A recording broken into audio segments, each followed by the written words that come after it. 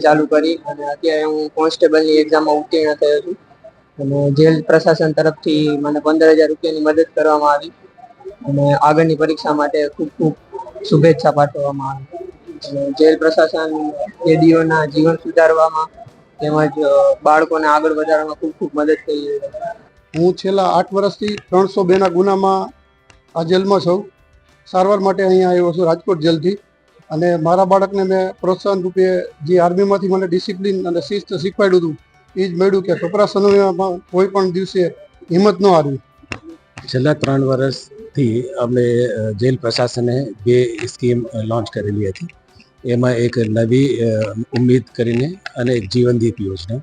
ખાસ કરીને એ બંદીવાન ભાઈઓના જે બાળકો છે એ લોકોને મદદરૂપ થવા માટે, એમને સ્કિલ ડેવલપમેન્ટ અને રોજગારી મેળવવા માટે અમે એક સ્કીમ બનાવેલી હતી. પણ આ વર્ષે એ પ્રથમ અવસર છે કે જેમાં 2 બંદીવાન ભાઈઓના જે બાળકો છે એક પોલીસ કોન્સ્ટેબલમાં પસંદગી થયેલી છે અને બીજા એક જુનિયર ક્લર્કમાં પણ પસંદગી થઈ છે.